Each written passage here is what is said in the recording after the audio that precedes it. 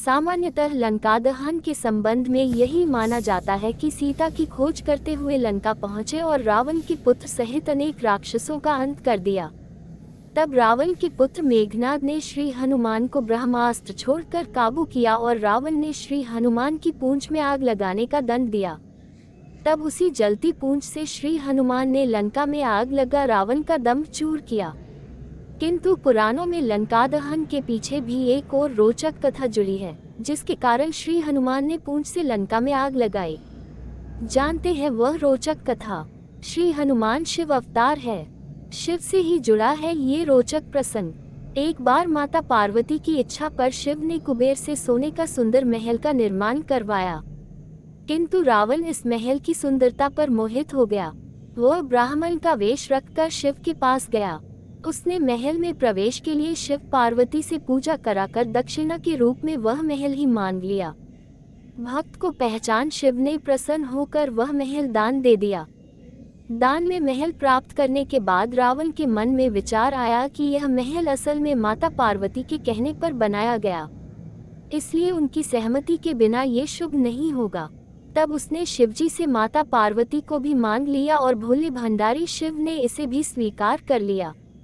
जब रावण उस सोने के महल सहित मां पार्वती को ले जाना लगा, तब अचंभित और दुखी माता पार्वती ने विष्णु को स्मरण किया और उन्होंने आकर माता की रक्षा की। जब माता पार्वती अप्रसन्न हो गई तो शिव ने अपनी गलती को मानते हुए मां पार्वती को वचन दिया कि त्रेतायुग में मैं वानर रूप हनुमान का अवतार लूंगा, उस समय तुम मेरी पूंछ बन जाना। जब मैं माता सीता की खोज में इसी सोने के महल यानी लंका जाऊंगा तो तुम पूंछ के रूप में लंका को आग लगाकर रावण को दंडित करना। यही प्रसंग भी शिव के श्री हनुमान अवतार और लंका दहन का एक कारण माना जाता है। जब श्री राम अयोध्या में राज्य करने लगे तब एक दिन समस्त ऋषि मुनि श्री रघुनाथ जी का अभिनंदन करने के लिए अयोध्यापुरी में आए। श्री रामचंद्र जी ने उन सबका यथोचित सत्कार किया। वार्तालाप करते हुए अगस्त्य मुनि कहने लगे, युद्ध में आपने जो रावण का संहार किया वह कोई बड़ी बात नहीं है, परंतु द्वंद्व युद्ध में लक्ष्मण के द्वारा इंद्रजित का वध सबसे अधिक आश्चर्य की बात है। यह मायावी राक्षस युद्ध में सब प्राणियों के लिए अवध्य था। उनकी बात सुनकर रामचंद्र जी को बड़ा आश्चर्य हुआ। वे बोले, मुनिवर रावण और कुंभकर्ण भी तो महान पराक्रमी थे, फिर आप केवल इंद्रजित मेघनाद की ही इतनी प्रशंसा क्यों करते हैं? महोदर, प्रहस्त, विरूपाक्ष भी कम वीर न थे। इस पर अगस्त्य मुनि बोले, इस प्रश्न का उत्तर देने से पहले मैं तुम्हें रावण के जन्म, वर प्राप्ति आदि का विवरण सुनाता हूँ।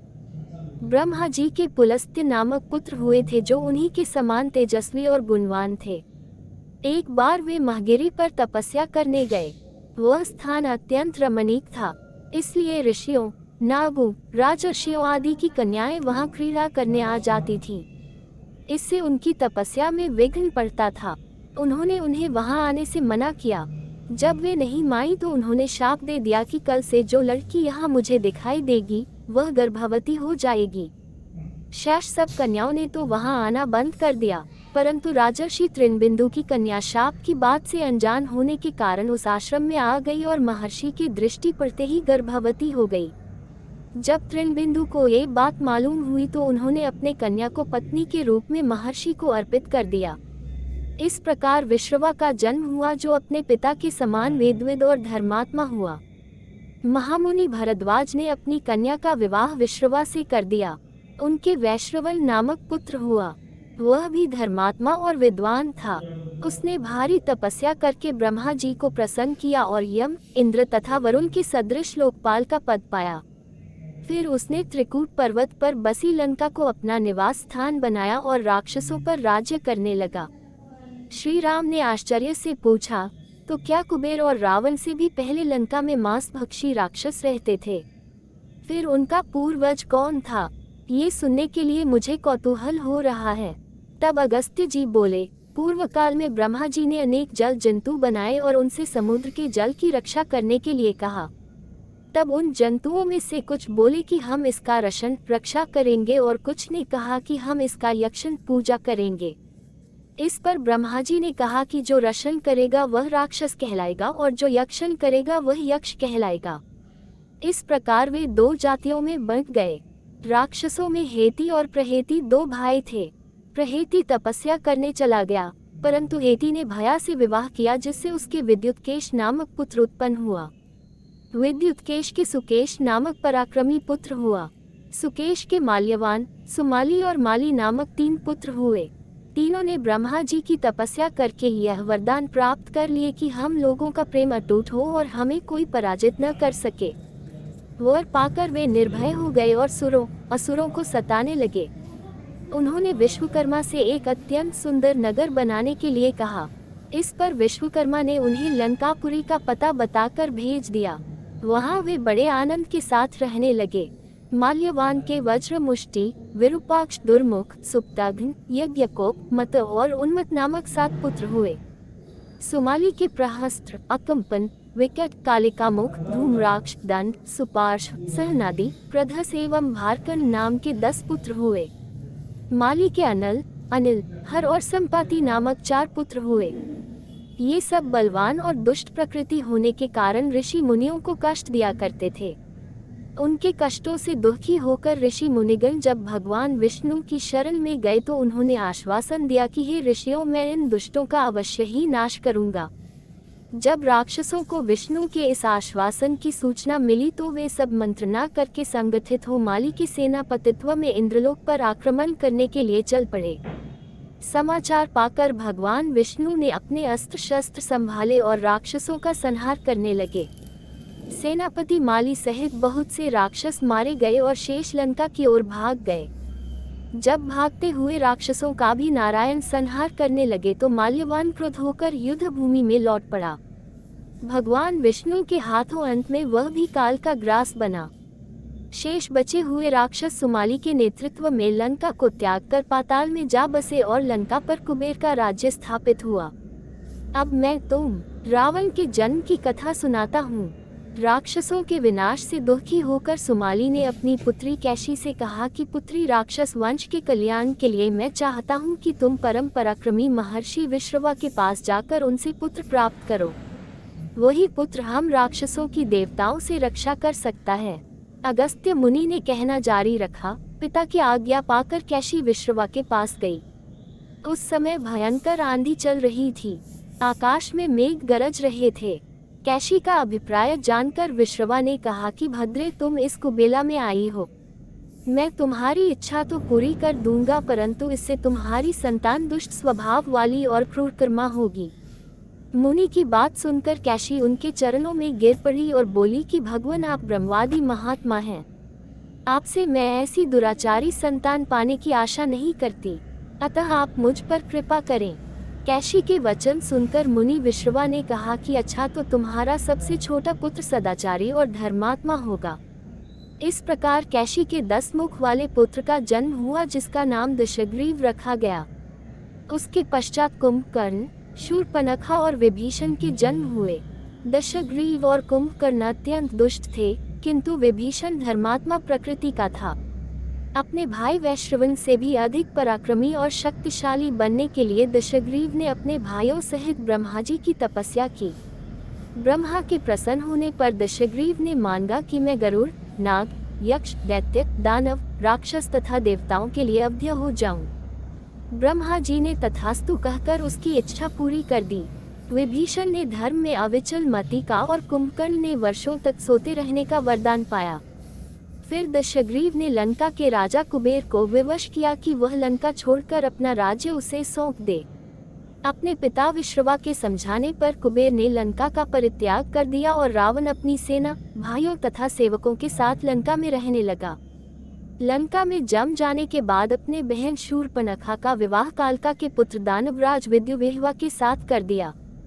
उसने स्वयं दिति के पुत्र मय की कन्या मंदोदरी से विवाह किया, जो हेमा नामक अप्सरा के गर्भ से उत्पन्न हुई थी। विरोचन कुमार बलि की पुत्री वज्रज्वला से कुंभकर्ण का और गंधर्वराज महात्मा शैलुष की कन्या सरमा से विभीषण का विवाह हुआ। कुछ समय पश्चात मंदोदरी ने मेघनाद को जन्म दिया, जो इंद्र को परास्त कर संसार में इंद्रजित के नाम से प्रसिद्ध हुआ। सत्ता के मद में रावण उच्छृंखल हो देवताओं, ऋषियों, यक्षों और गंधर्वों को नाना प्रकार से कष्ट देने लगा। एक बार उसने कुबेर पर चढ़ाई करके उसे युद्ध में पराजित कर दिया और अपनी विजय की स्मृति के रूप में कुबेर के पुष्पक विमान पर अधिकार कर लिया। उस विमान का वेग मन के समान तीव्र था। वो अपने ऊपर बैठे हुए लोगों की इच्छानुसार छोटा या बड़ा रूप धारण कर सकता था। विमान में मणि और सोने की सीढ़ियां बनी हुई थीं और तपाए हुए सोने के आसन बने हुए थे।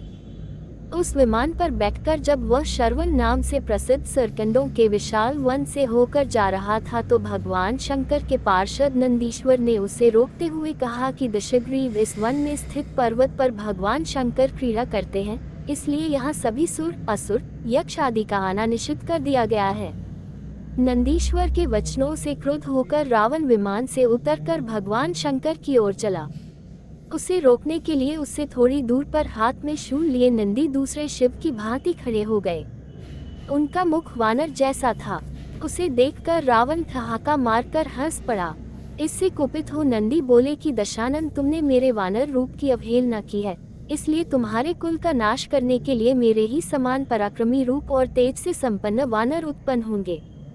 रावण ने इस ओर तनिक भी ध्यान नहीं दिया और बोला कि जिस पर्वत ने मेरे विमान की यात्रा में बाधा डाली है, आज मैं उसी को उखाड़ फेंकूंगा। ये कहकर उसने पर्वत के निचले भाग में हाथ डालकर उसे उठाने का प्रयत्न किया। जब पर्वत हिलने लगा तो भगवान शंकर ने उस पर्वत को अपने पैर के अंगूठे से दबा दिया। इससे रावण का हाथ बुरी तरह से दब गया और वह पीड़ा से चिल्लाने लगा। जब वह किसी प्रकार से हाथ न निकाल सका तो रोते रोते भगवान शंकर की स्तुति और क्षमा प्रार्थना करने लगा। इस पर भगवान शंकर ने उसे क्षमा कर दिया और उसके प्रार्थना करने पर उसे एक चंद्रहास नामक खड्ग भी दिया। अगस्त्य मुनि ने आगे कहा, एक दिन हिमालय प्रदेश में भ्रमण करते हुए रावण ने अमित तेजस्वी ब्रह्मर्षि कुशध्वज की कन्या वेदवती को तपस्या करते देखा। उस देखकर वह मुग्ध हो गया और उसके पास आकर उसका परिचय तथा अविवाहित रहने का कारण पूछा। वेदवती ने अपने परिचय देने के पश्चात बताया कि मेरे पिता विष्णु से मेरे विवाह करना चाहते थे।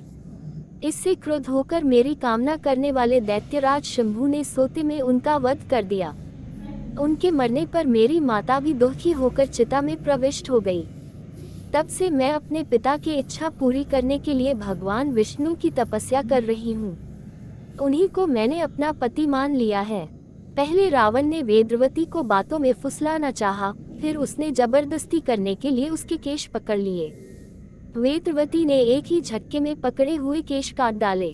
फिर यह कहती हुई अग्नि में प्रविष्ट हो गई कि दुष्ट, तूने मेरा अपमान किया है। इस समय तो मैं ये शरीर त्याग रही हूँ, परंतु तेरा विनाश करने के लिए फिर जन्म लूंगी। अगले जन्म में मैं योनिजा कन्या के रूप में जन्म लेकर किसी धर्मात्मा की पुत्री बनूंगी। अगले जन्म में वह कन्या कमल के रूप में उत्पन्न हुई। उस सुंदर कांति वाली कमल कन्या को एक दिन रावण अपने महलों में ले गया। उसे देखकर ज्योतिषियों ने कहा कि राजन, यदि यह कमल कन्या आपके घर में रही तो आपके और आपके कुल के विनाश का कारण बनेगी। ये सुनकर रावण ने उसे समुद्र में फेंक दिया। वहां से वह भूमि को प्राप्त होकर राजा जनक के यज्ञ मंडप के मध्यवर्ती भूभाग में जा पहुंची। वहां राजा द्वारा हल से जोती जाने वाली भूमि से वह कन्या फिर प्राप्त हुई। वही वेदवती सीता के रूप में आपकी पत्नी बनी और आप स्वयं सनातन विष्णु हैं। इस प्रकार आपके महान शत्रु रावण को वेदवती ने पहले ही अपने शाप से मार डाला था। आप तो उसे मारने में केवल निमित्त मात्र थे। अनेक राजा महाराजाओं को पराजित करता हुआ दशग्रीव इक्ष्वाकु वंश के राजा अनरण्य के पास पहुंचा, जो अयोध्या पर राज्य करते थे। उसने उन्हें भी द्वंद्व युद्ध करने अथवा पराजय स्वीकार करने के लिए ललकारा।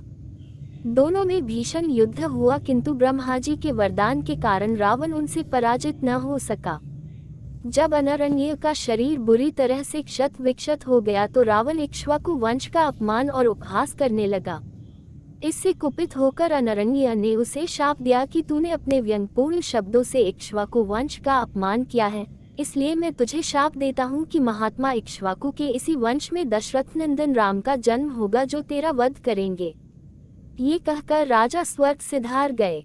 रावण की उद्दंडता में कमी नहीं आई। राक्षस या मनुष्य जिसको भी वह शक्तिशाली पाता, उसी के साथ जाकर युद्ध करने लगता। एक बार उसने सुना कि किष्किंधापुरी का राजा बाली बड़ा बलवान और पराक्रमी है, तो वह उसके पास युद्ध करने के लिए जा पहुंचा। बाली की पत्नी तारा, तारा के पिता सुषेण, युवराज अंगद और उसके भाई सुग्रीव ने उसे समझाया कि इस समय बाली नगर से बाहर संध्योपासना के लिए गए हुए हैं। वे ही आपसे युद्ध कर सकते हैं और कोई वानर इतना पराक्रमी नहीं है जो आपके साथ युद्ध कर सके, इसलिए आप थोड़ी देर उनकी प्रतीक्षा करें। फिर सुग्रीव ने कहा कि राक्षस राज सामने जो शंख जैसे हड्डियों के ढेर लगे हैं वे बाली के साथ युद्ध की इच्छा से आए आप जैसे वीरों के ही हैं। बाली ने इन सब का अंत किया है। यदि आप अमृत पीकर आए होंगे तो भी जिस क्षण बाली से टक्कर लेंगे वह क्षण आपके जीवन का अंतिम क्षण होगा। यदि आपको मरने की बहुत जल्दी हो तो आप दक्षिण सागर के तट पर चले जाइए, वहीं आपको बाली के दर्शन हो जाएंगे। सुग्रीव के वचन सुनकर रावण विमान पर सवार हो तत्काल दक्षिण सागर में उस स्थान पर जा पहुंचा जहां बाली संध्या कर रहा था। उसने सोचा कि मैं चुपचाप बाली पर आक्रमण कर दूंगा। बाली ने रावण को आते देख लिया, परंतु वह तनिक भी विचलित नहीं हुआ और वैदिक मंत्रों का उच्चारण करता रहा। जो ही उसे पकड़ने के लिए रावण ने पीछे से हाथ बढ़ाया, सतर्क बाली ने उसे पकड़कर अपनी कांख में दबा लिया और आकाश में उड़ चला। रावण बार बार बाली को अपने नखों से कचोटता रहा, किंतु बाली ने उसकी कोई चिंता नहीं की। तब उसे छुड़ाने के लिए रावण के मंत्री और अनुचर उसके पीछे शोर मचाते हुए दौड़े, परंतु वे बाली के पास तक न पहुंच सके। इस प्रकार बाली रावण को लेकर पश्चिमी सागर के तट पर पहुंचा। वहां उसने संध्योपासना पूरी की। फिर वह दशानन को लिए हुए किष्किंधापुरी लौटा। अपने उपवन में एक आसन पर बैठकर उसने रावण को अपनी कांख से निकालकर पूछा कि अब कहिए आप कौन हैं और किस लिए आए हैं। रावण ने उत्तर दिया कि मैं लंका का राजा रावण हूँ, आपके साथ युद्ध करने के लिए आया था। वह युद्ध मुझे मिल गया, मैंने आपका अद्भुत बल देख लिया। अब मैं अग्नि की साक्षी देकर आपसे मित्रता करना चाहता हूँ। फिर दोनों ने अग्नि की साक्षी देकर एक दूसरे से मित्रता स्थापित की।